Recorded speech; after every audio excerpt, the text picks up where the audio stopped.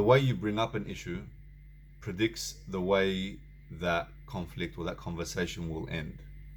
So if you bring up an issue in a harsh way, then that predicts that the way that conversation will end will be on a bad note, would be much worse than when you started. And if you bring up an issue in a gentle way, then that predicts that the conversation will end on a better note. It's quite simple. A sign that your marriage is actually in pain and hurting is if there's frequent criticism between the spouses and how you bring up your problems. So pay attention to the way you bring up problems. Is it a harsh startup or is it a gentle startup?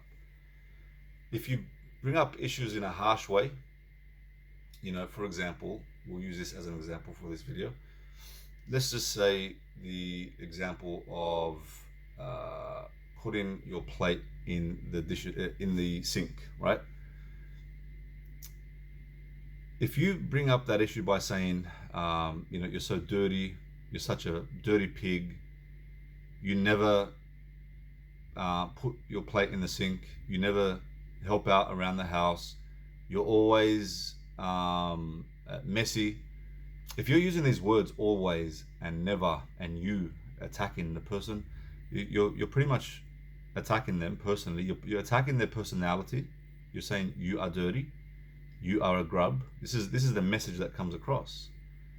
You're attacking them, their personality. You're attacking their character, and you're also making a global attack that isn't accurate. So when you say you're always dirty, or you never do this, or you always do that, there's almost, always an exception to that. I mean, it's not true. It's just simply not true that there are times where the plate was in the sink, right?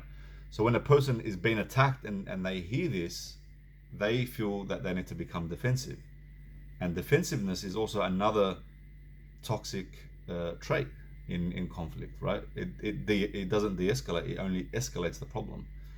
So the way you bring up a problem may be inviting the other person to become defensive, and therefore both of you leave that argument feeling even more hurt than the start.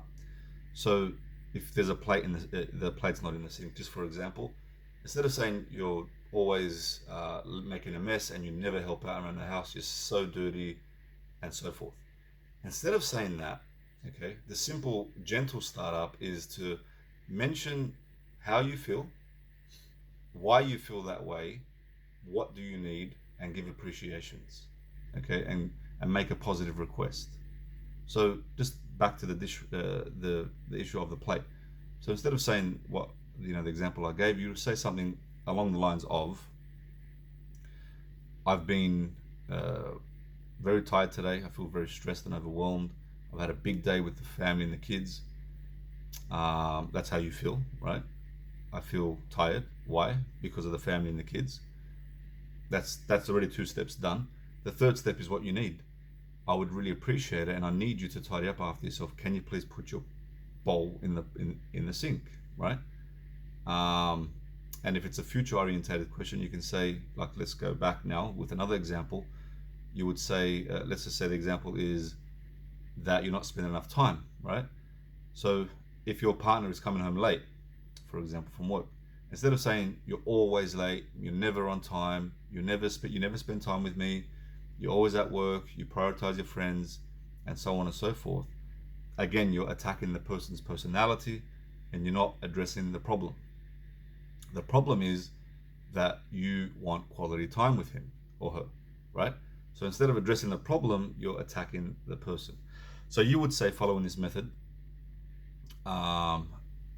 you state how you feel. So you feel disconnected, you might feel lonely, you might feel that you're doing this by yourself, and so on and so forth. So you mention how you feel.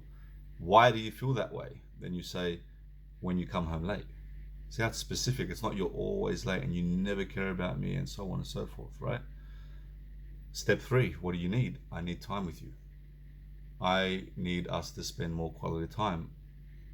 The next step, step 4, is a positive request, right? With an appreciation, you'd say, can we spend more time together?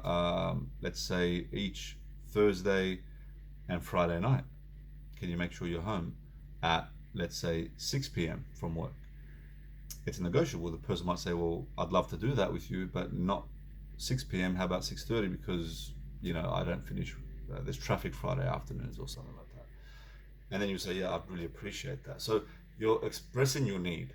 You're expressing how you feel, why you feel that way, and you're expressing your need. Why? Because underneath every criticism and harsh startup, there's an unmet need.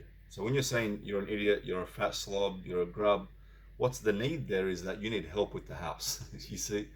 But instead of saying, I need help with the house, you're coming with the criticism, and it's never, ever helpful, right? And it invites the defensiveness, and it causes resentment.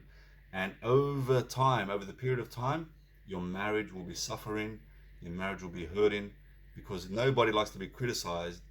And then, no one's going to be criticized and told how bad they are as a person and how much they've failed. They're not going to turn around and say, thanks, babe, let's go and make love, or let's go out for dinner. No one's going to do that. It's only going to cause hurt and pain. So I hope you found this video to be helpful, and thanks for watching.